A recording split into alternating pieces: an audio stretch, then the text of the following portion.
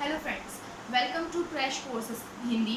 सो guys, जैसा कि आपको हमने पिछली वीडियो में बताया था, संस्कृत का फर्स्ट चैप्टर का फर्स्ट गद्यांश एक्सप्लेन किया था आपको, उसी टाइप से आज हम उसका सेकंड गद्यांश जो है कि आपको एक्सप्लेन करने वाले हैं, जिससे कि आपका वो चैप्टर जो है वो फिनिश हो जाएगा। So guys, let's start. So guys, पिछली वीडियो में हमने आपको जो पढ़ाया था, वो अगर आपने वीडियो नहीं देखी है तो गाइस आप उसको ज़रूर जाकर देख लें। मैं उसकी लिंक जो है डिस्क्रिप्शन बॉक्स में डाल दूंगी। तो गाइस, अभी हम इसको स्टार्ट करते हैं। सेकंड जो है उसमें याज्ञ वल्क्य उवाच। अब गाइस, जिसने पहले वाली वीडियो देखी होगी उसको पता होगा कि उवाच का मतलब होता क्या है। तो ये तो एक नाम है, याज्ञ वल्क्य। उवाच का मतलब होता है या तो बोलना या कहा, ठीक है। तो याज्ञवल्क्य ने कहा या याज्ञवल्क्य ने बोला। अब क्या बोला, देखते हैं क्या बोला। उन्होंने बोला कि न वा अरे मेथेई, न वा अरे मेथेई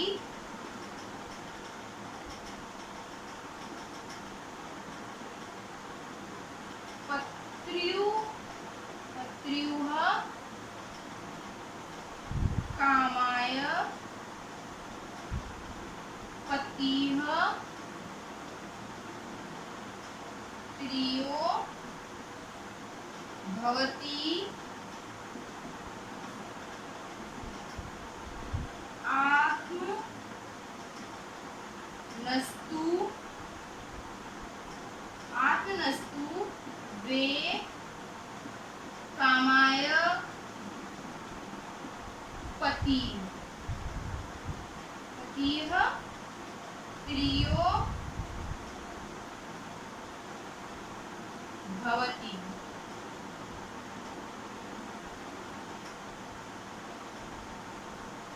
सो गाइस, क्या बोला याज्ञवल्क्य ने? न वा अरे मेथेई प्रत्यु कामाय पतिः प्रियो भवति, आत्मनस्तु वे कामाय पतिः प्रियो भवति। अब इसका मीनिंग क्या होता है? न का मीनिंग होता है आपका नहीं। क्या होता है? नहीं। फिर वा का मीनिंग होता है ही। क्लियर? ही। फिर अरे, अरे का मतलब होता है अरी। क्लियर? मेथेई जो है नाम है, प्रत्यु, प्रत्यु यानी कि होता है पति। क्लियर? या फिर ऐसा लिख सकते हैं पत्नी के लिए पति, क्योंकि यहाँ पर जो है सेंटेंस इसी टाइप से बनेगा। पत्नी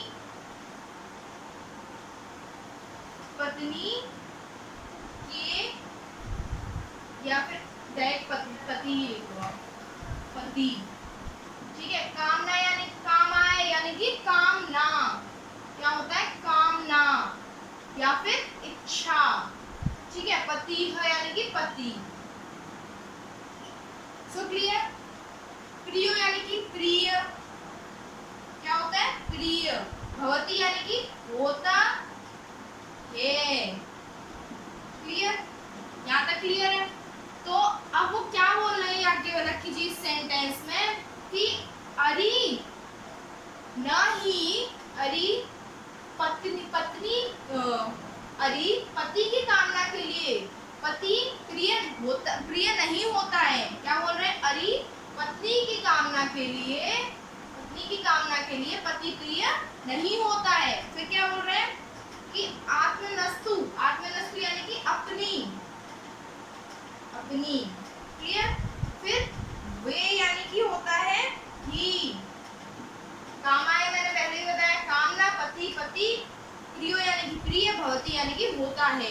तो इसका सेंटेंस क्या बनना है कि जो पति होता है वो अपनी ही कामना के लिए प्रिय होता है। यानी कि फर्स्ट सेंटेंस में क्या था? वो मेथेई से बोल रहे हैं कि अरे मेथेई, जो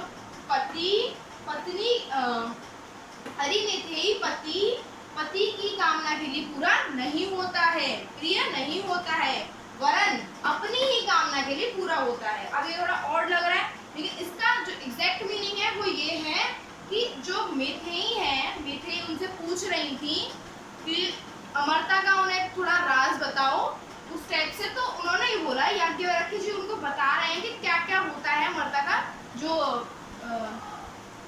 अमरता का राज जो होता है वो। तो गाइस उन्होंने सबसे पहली लाइन क्या बोली है कि जो मैत्रेयी से बोल रहे हैं, अरे मैत्रेयी, जो पति होता है पत्नी की कामना के लिए वो पूरा नहीं होता है, मतलब पत्नी पति की कामना के लिए पूर्ण नहीं होती है, प्रिय नहीं होती है, वरन अपनी ही कामना के लिए प्रिय होती है। क्लियर? आगे देखते हो क्या बोल रहे हैं। फर्स्ट लाइन में तो उन्होंने यही बोला है। तो गाइस नेक्स्ट लाइन में वो बोल रहे हैं कि न वा अरे, न वा अरे जायायाः कामाय जाया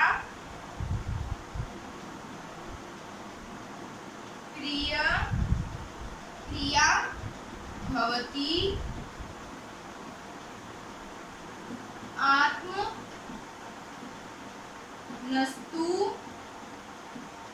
वे कामाय जाया प्रिया भवति प्रिया भवति। तो गाइस मैंने जो अभी भी बताए हैं वो क्या था, ना का नहीं, वा का ही, अरे का ही। अरी जाया है यानी कि होता है पत्नी। क्या होता है? पत्नी। क्या होता है? पत्नी। क्लियर है? इसके बाद में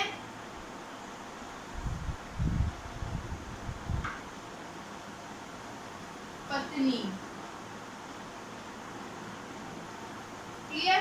कामाय यानी कि कामना या फिर इच्छा, जाए यानी कि वही दोबारा से पत्नी।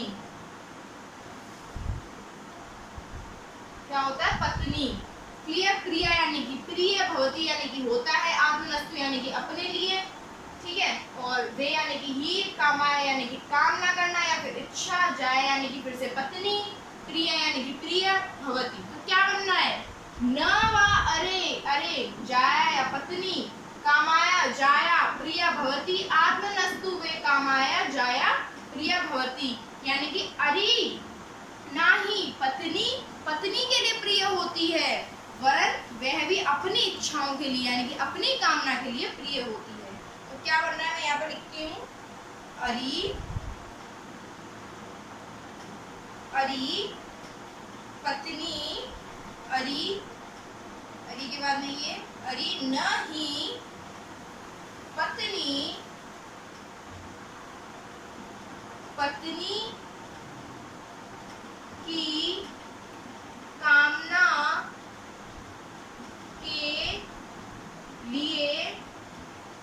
की कामना के लिए प्रिय है, वरन वरन वह अपनी ही कामना या इच्छा के लिए प्रिय है। अब यहाँ पर किस चीज की बात हो रही है? अरे न ही पत्नी पत्नी की कामना के लिए प्रिय है, वरन वह अपनी ही कामना के लिए प्रिय है। यानी कि अरे न ही पत्नी, इससे पहले क्या लिख सकते हैं? पति को,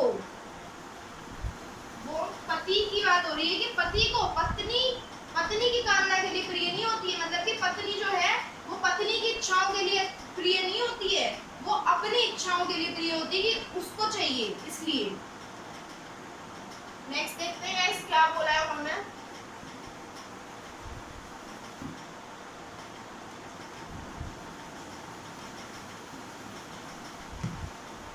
तो गाइस नेक्स्ट लाइन में बोल रहे हैं याज्ञवल्क्य कि न वा अरे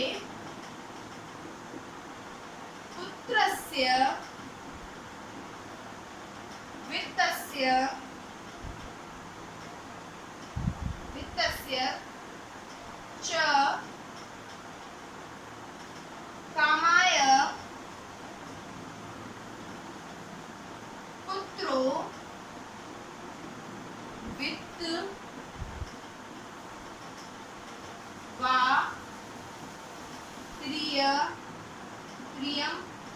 भवति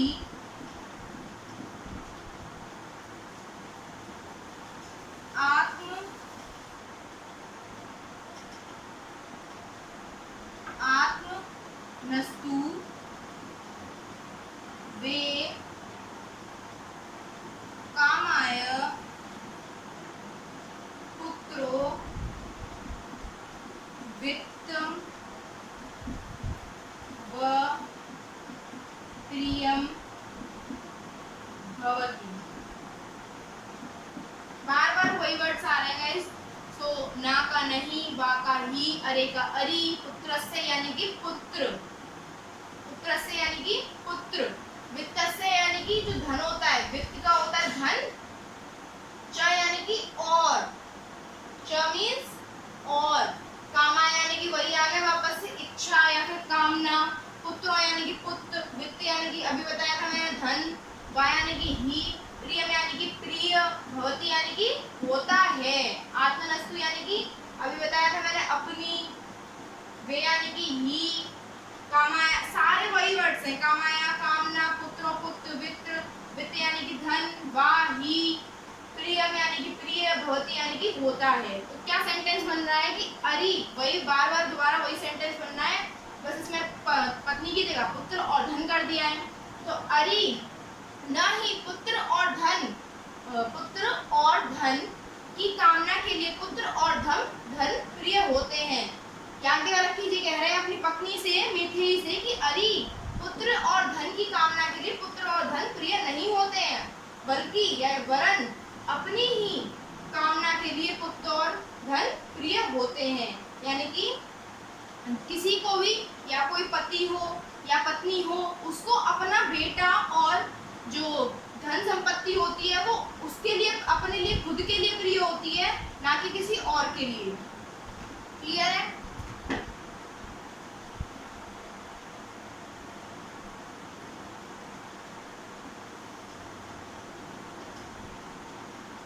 So guys, नेक्स्ट में वो बोल रहे हैं कि न वा अरे, न वा अरे, न वा अरे सर्वस्य सर्वस्य कामाय सर्व प्रियम भवति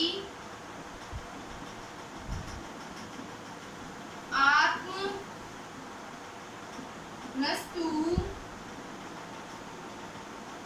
वे कामाय सर्व प्रियम भवति। क्लियर? सो गाइस, अब वही वापस से आ गया, नहीं, वा, न का नहीं, वा का ही, अरे का अरी, सर्वस्य यानी कि सारा, सर्वस्य यानी कि सारा या फिर सब की, कामाय यानी कि कामना या इच्छा, सर्व यानी कि सब कुछ या सारा, प्रिय यानी कि प्रिय, भवति यानी कि होता है, आत्मनस्तु अपनी, वे यानी कि ही, कामना यानी कि कामाय यानी कि कामना, सर्व यानी कि सब कुछ या सारा, प्रिय यानी कि प्रिय, भवति यानी कि होता है। तो इसका सेंटेंस क्या बन रहा है कि अरी, फिर से आगे और रख कीजिए, कह रहे हैं मैथिली से कि अरी ना ही सब की कामना के लिए सब कुछ प्रिय होता है, वरन यानी वरन अपनी ही कामना के लिए सब कुछ प्रिय होता है। ठीक है? तो वो क्या कह रहे हैं कि अरी सबकी कामना के लिए सब प्रिय नहीं होते हैं, वरन अपनी ही कामना के लिए सब प्रिय होते हैं। जैसे कि गाइस आजकल एक एग्जांपल है कि अपनी जब अपना काम होता है तो सब बहुत ज़्यादा अच्छे होते हैं, लेकिन जब काम निकल जाता है ना तो सब भाड़ में जाओ, कोई मतलब नहीं है किसी को भी क्या हो रहा है क्या नहीं हो रहा है, उसके साथ में कोई मतलब नहीं है। नेक्स्ट अब वो बोलते हैं कि तस्मादम आत्मा वा अरे मिथेई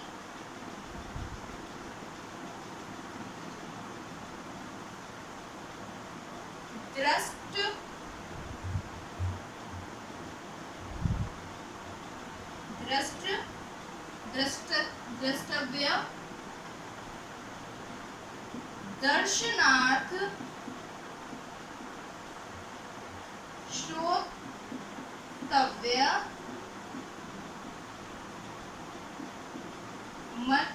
मंतव्य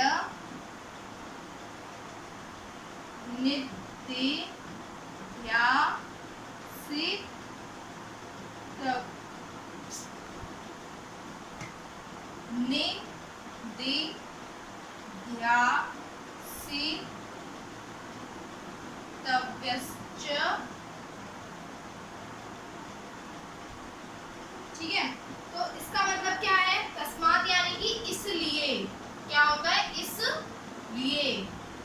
आत्मा यानी कि आत्मा, वा यानी कि ही, अरे यानी कि अरि, मेथेई नाम है, मेथेई क्लियर है। बाकी सारे वर्ड्स वही सेम आ रहे हैं। द्रष्टव्य यानी कि क्या होता है? देखने योग्य। द्रष्टव्य, दृष्ट से ही पता चल रहा है कि देखना का वर्ड आ रहा है। दर्शनार्थ यानी कि दर्शन करने योग्य, दर्शन करने योग्य। ठीक है, अब क्या है? दर्शन, तो दर्शन करने योग्य हो गया। श्रोतव्य यानी कि श्रोत आ रहा है, क्या आ रहा है? श्रोत, क्या हो गया? सुनने योग्य हो गया। क्या हो गया? सुनने योग्य। अब मंतव्य यानी कि मनन करने योग्य हो गया। ठीक है, मनन करने योग्य यानी कि ध्यान होता है, ध्यान लगाने योग्य। अब निध्यासितव्य, अब इसका मतलब क्या होता है कि ये सब इस सबके योग्य हैं, या फिर ध्यान निध्यासित है, ध्यान करने योग्य। तो क्या सेंटेंस बन रहा है कि अरिमेथेई, इसलिए अरिमेथेई जो आत्मा है वो देखने योग्य है, दर्शन करने योग्य, सुनने योग्य, मनन करने योग्य और ध्यान करने योग्य है। मतलब कि जो हमारी आत्मा है सिर्फ वही है जो हम देख सकते हैं। अगर हम फील करें तो हम उसको देख भी सकते हैं, दर्शन कर सकते हैं उसके, और सुन भी सकते हैं उसकी, अपने मन में सोच भी सकते हैं उसके बारे में, ध्यान कर सकते हैं। क्लियर है?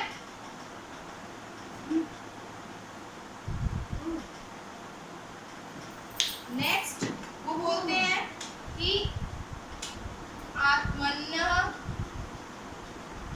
खलु दर्शनेन इदं सर्व विदितं भवति। आत्मन यानी कि आत्मा, क्लियर है? तो आत्मन यानी कि आत्मा हो गया। खलु यानी कि निश्चय ही या फिर अवश्य ही, दर्शन यानी कि दर्शन करने योग्य, पहले ही बता चुकी हूं मैं, दर्शन करने योग्य। इदम यानी कि यहाँ या फिर यह, सर्व यानी कि सब या फिर सारा, विदितम यानी कि वही धन, वो ज्ञात होना, विदितम यानी कि ज्ञान या फिर ज्ञात होना, भवति यानी कि हो जाना या फिर हो जाता। तो क्या बन रहा है ऐसे सेंटेंस कि आत्मा ही अवश्य दर्शन करने योग्य, कि आत्मा से अवश्य ही सारा ज्ञात हो जाता है या फिर सब कुछ ज्ञात हो जाता है। तो आत्मा के दर्शन या फिर आत्मदर्शन से ही, आत्मदर्शन से ही अवश्य सब कुछ सब कुछ ज्ञात हो जाता है। So guys, ये गद्यांश जो है खत्म हो चुका है। और इस गद्यांश में था क्या, इस गद्यांश में याज्ञवल्क्य जी ने बोला कि अरिमेथेई जो पति है, पति की कामना के लिए या फिर इच्छा पूर्ति के लिए वो खुद नहीं होता, बल्कि वो अपनी ही इच्छा के लिए पूर्ण होता है या फिर प्रिय होता है। और जो पत्नी होती है, पत्नी भी अपनी ही इच्छा के लिए प्रिय होती है। पुत्र और धन भी अपनी ही इच्छा के लिए प्रिय होता है, ना कि किसी दूसरे की इच्छा के लिए। इसलिए हे मैथेई, आत्मा ही देखने योग्य, सुनने योग्य, दर्शन करने योग्य, मनन करने योग्य या फिर ध्यान करने योग्य है। और कुछ नहीं है संसार में, सिर्फ यही है जो अपनी आत्मदर्शन से हमें दिख सकती है। आत्मदर्शन से ही अवश्य इसका ज्ञान हो सकता है। सो गाइस, इसी के साथ हमारी ये वीडियो आज फिनिश होती है। गाइस, अगर वीडियो आपको पसंद आई हो तो लाइक, शेयर, कमेंट ज़रूर कीजिएगा। Thank you so much.